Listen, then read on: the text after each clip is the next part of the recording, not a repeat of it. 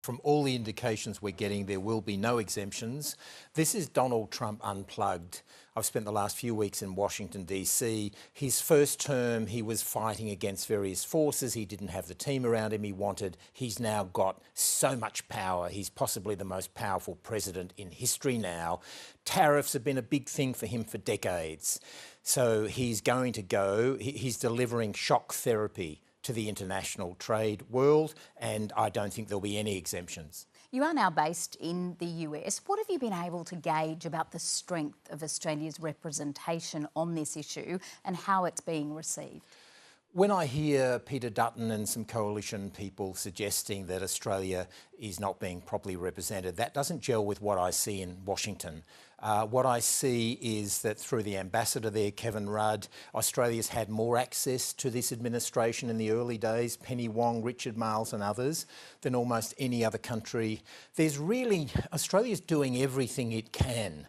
But when you have a cyclone approaching, Cyclone Trump, it doesn't matter how much you say don't come our way or you've got to pass down that part of the world. Donald Trump is going to hit everybody. That's the nature of Donald Trump. And I don't think there's anything much Australia can do about it but mitigate the pain. So what will the negotiating opportunities be after the announcement? The way Donald Trump is operating is every day is a negotiation. Every conversation's a negotiation. This is the beginning of the serious tariff negotiation.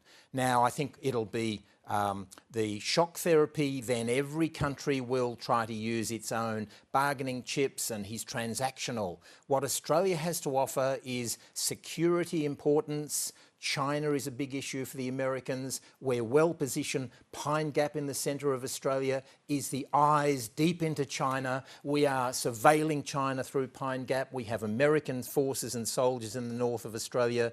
Australia's in a pretty good position. There's goodwill towards Australia. He turned against Canada pretty savagely, doesn't even believe it has a right to exist necessarily. He turned against Greenland. He's turned against the Europeans. Perhaps Australia will get its turn, but so far we've been spared.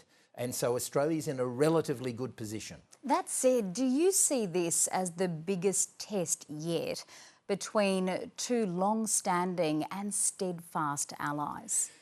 What's happened in the past, alliances in the past, friendships in the past matter nothing to Donald Trump, right? He has thrown the cards up, the world trade and political cards in the air, and he's now seeing where they come down, right? He's turned against Canada, was one of America's closest friends and trading partners. He's now questioning their right to exist. He's turned against the Europeans. He's siding with Russia on certain things, like Ukraine. Australia, what do we have to offer? We have rare earth minerals, which Donald Trump wants, so does Elon Musk, who's like a co-president. We have security and we have positioning in the Indo-Pacific. So in terms of the transactional world of Donald Trump, we're actually quite well positioned.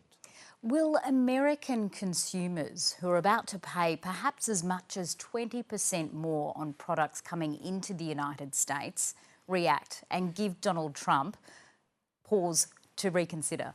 Well, the tariffs, the zealotry around tariffs is an ideological thing for Donald Trump. He believes it's one of the most beautiful words in the English language, tariffs. He's wanted to, for decades, believe this is the solution to America's growing debt. However, Le Monde newspaper has done a fascinating analysis of toasters.